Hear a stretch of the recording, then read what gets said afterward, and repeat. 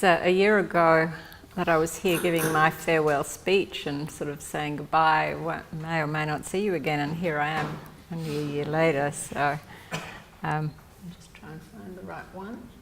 No, that's mountains. Oops.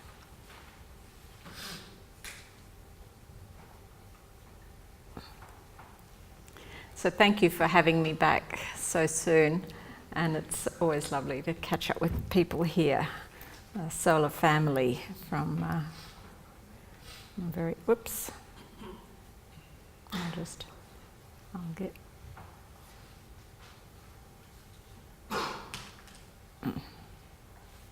Is that it? Is that it? Rob said I had to take my glasses off. That's what happens, you see. I take my glasses off, then I can't see. I'm talking about one of the 3 climate change blueprints that was produced and launched last week, actually, by the Chancellor.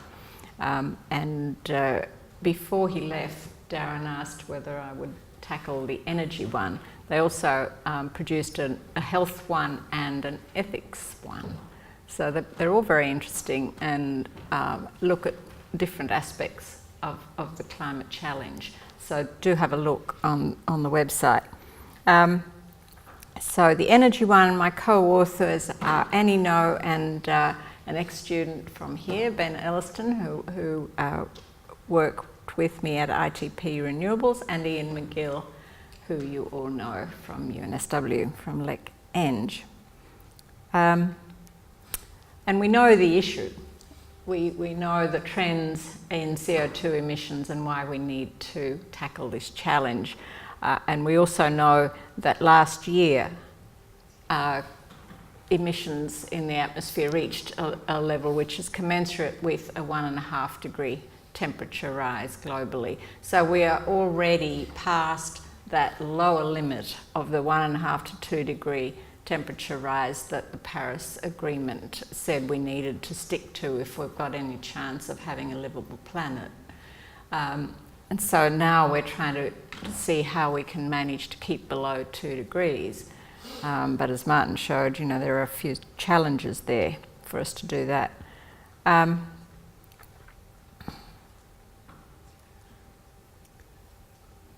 We've gotten to this point very quickly. When you look back at the long history of human activity, it's really only the last 100 years that have seen us get to this almost catastrophic level of destroying the ecosystem in which we depend on. And a lot of that is the responsibility of the energy sector and what we've done in the last 100 years with energy. It's responsible now for 2/3 of global emissions, and largely the reason is that we have such a high dependence on fossil fuels in a very short time. We used to have very locally based energy systems which were sustainable, and we went to an industrialized view of energy supply, a global supply chain of fossil fuels going around the planet. The trade and geopolitical climate, which is heavily based on the whole fossil fuel industry. So you can imagine that there is now very strong resistance to change. But also, as part of that whole transition, we've seen the high inequity in the energy system that we have set up. We have developed countries with 10 times the per capita energy use in developing countries, and in some countries, of course, even more and even less. So it hasn't been a sort of universal panacea for human development. It's been very patchy as to who's benefited from this system. And we've set up a system of technology, infrastructure and governance arrangements which are really not suited to where we need to be in a 21st century energy system. And that's the political problem that we're now having. emissions really must drop to net zero by 2050 if we've got any chance of keeping this planet habitable. And the longer you delay, the harder that transition is, which is very disappointing to hear our government saying that their preference is to delay and not to do things now. They're really not reading the literature. They're not listening to what they're being told at all about how much harder they are making the task for us and for themselves by delaying. Every 5 years you delay just makes this more difficult to achieve. You've just got to do things more drastically.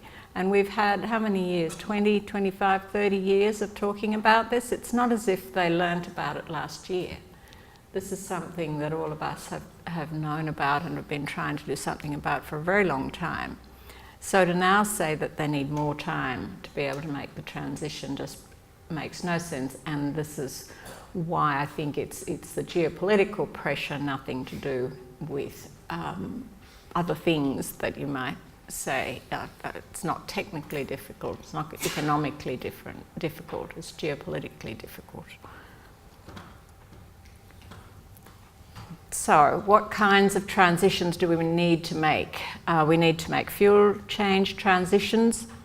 We need to displace the fossil fuels that have become entrenched in our societies.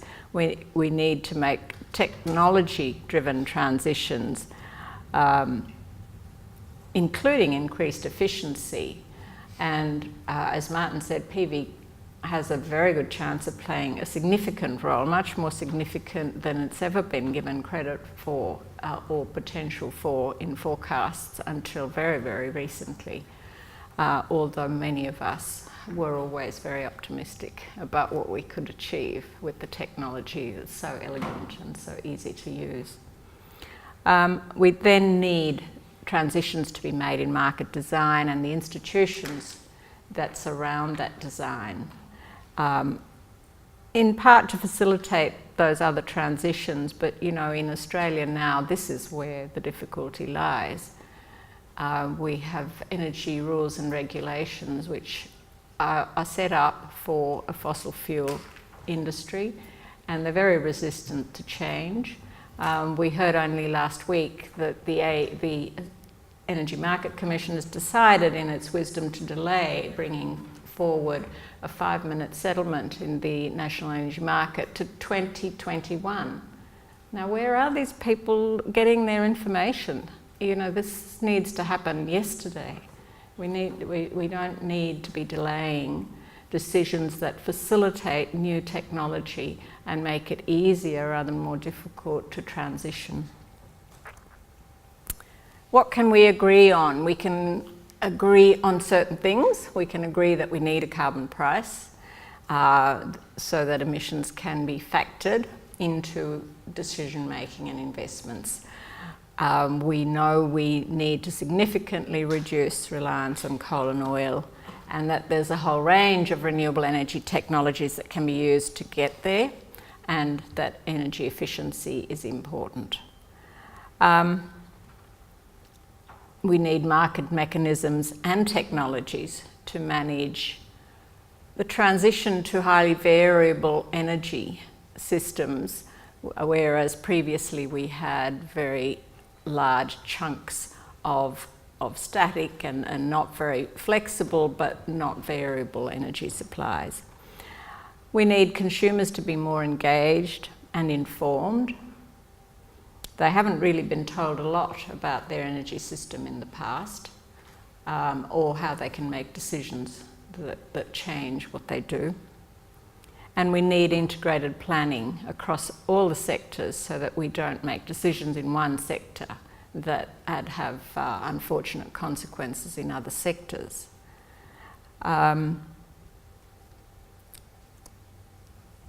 There's still some debate about a range of things. The future of carbon capture and storage, there's still people who feel that that might play a big role, but there's debate, that's not accepted. There's also people who support the use of nuclear, increased use of nuclear as a solution, but that's not universally accepted. Both of those have struggled despite decades of significant research funding, they've struggled to reach cost effectiveness or to reach any levels of deployment recently that would bring down costs or economies of scale. There's also debate about the role of gas. I remember even sort of 10 years ago, we were talking about gas being the transition fuel. Well, gas shot itself in the foot, didn't they? They really have priced themselves out of the market. They played, I guess, too clever by half, and they've missed the boat. They no longer need to be considered really in that sort of category. But there are places where gas can play a useful role. It's just it needs to think about how that role plays, how they get to play that role and what they need to do to play that role. Hydrogen has been talked about ever since we had BIOGRAPHY 30 years ago or more, talking about it here. As an energy vector, and there's still people who feel that that's one of the things that will happen in the next decade or two, but it's not universally accepted. So it's one where, the jury's out. There's also debate about how challenging it really, really is to get a lot of variable renewables into the market. Some people, like our current government, think that it's, at 20% it's already very, very challenging, and others say until you get to 50% you don't really have to do much. So there's debate about that. There's also debate about whether we need to make changes in the market rules, as we can see with the energy market operators here not willing to make change at all.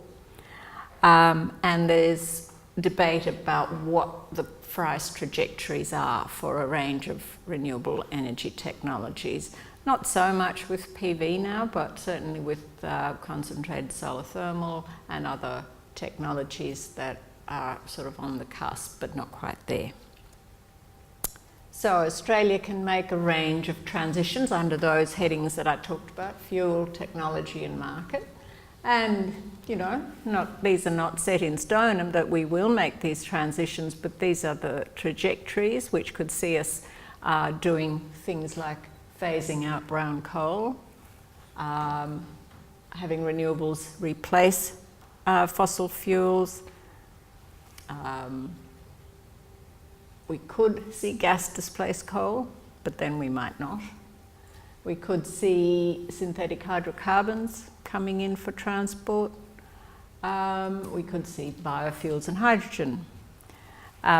Technology, energy efficiency is one of those things where we've always known it's probably the cheapest kilowatt hour you can get, but it's been a very, very difficult sell for a long time. Maybe it's because governments can't go and open something or cut a ribbon. It's hard to sell that this is really something we should be focusing on. But, we're trickling down bits and pieces of efficiency happening.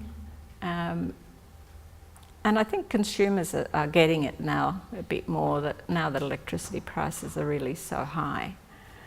Distributed generation replacing central.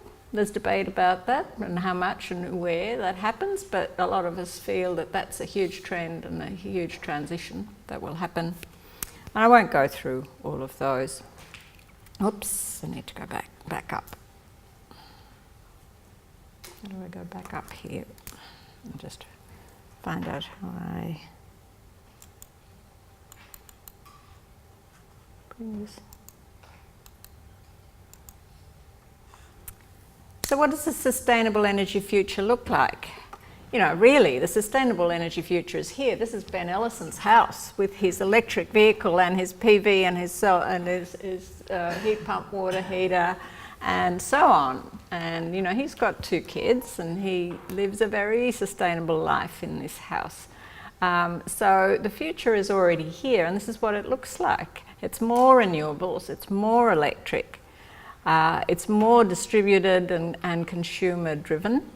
It's more digital, It's a lot more flexible, and it's more global and yet more local. And I'll talk about some of those things are obvious to you, but more electric. Martin showed you that only sort of 40% of the global energy use is currently from the power sector, but we need to electrify a lot more of the industry, a lot more of the transport, a lot more of the building space heating and cooling energy use, because that allows us then to have renewable energy play a more useful role, because we can electrify and we can use PV and other low-cost renewables. So the trend is both towards renewables and more electrification of all the other sectors.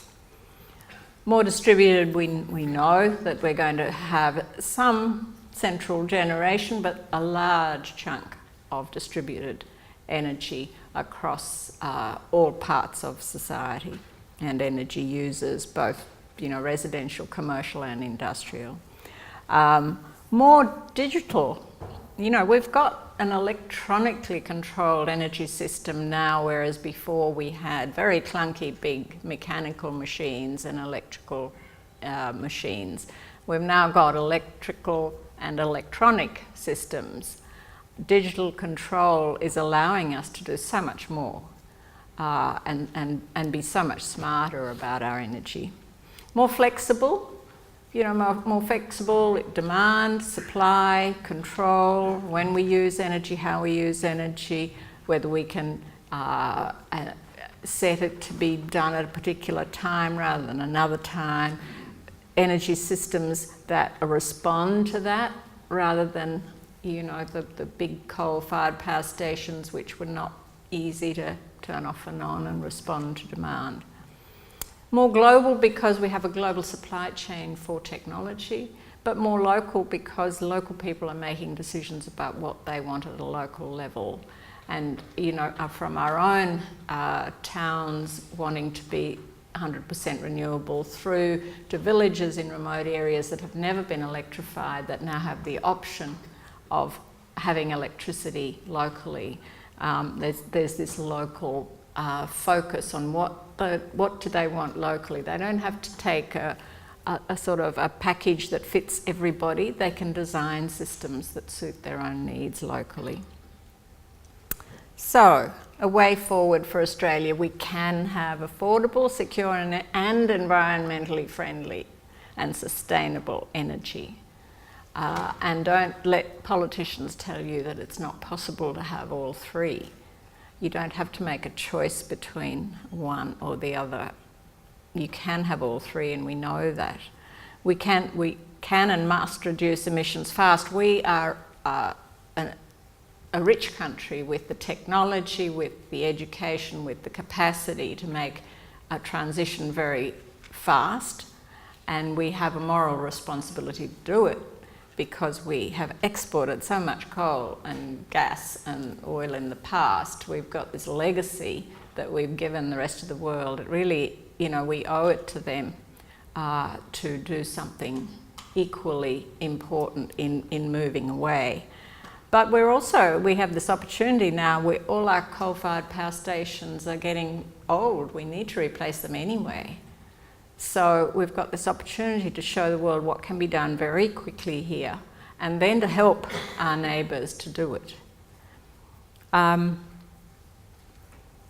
Good governance, we know, is crucial in this, and having energy markets is all very well, but they're a means to an end. They're not an end in itself. You need to really have the governance of those markets correctly designed to get the results you want. And I would argue that that's not where we're at the moment, and we need to work on that in Australia. The political process in their sort of 3-year election cycles is really not a good process to be involved in allowing us to make these sorts of long-term planning decisions. This needs to be at a different level. And we mustn't use uncertainties about what the impacts of climate change may or may not be and who will be impacted as a reason to delay action. We know that overall there are going to be bad effects. so let's not worry about whether it's going to be us or some other country or this part of the country and not that. Let's just do something about it fast. We need to look at our role in the global situation and not shirk or not set ourselves tiny little minimum trajectories of carbon emissions. We need to really play our role and our share, do our share. And we need to look at what the new energy system looks like and have it much more equitable than the fossil fuel-based one ever has been. Oops. And I just wanted to reinforce that with one. No, I can't go back to that last slide. I'll just go back down here.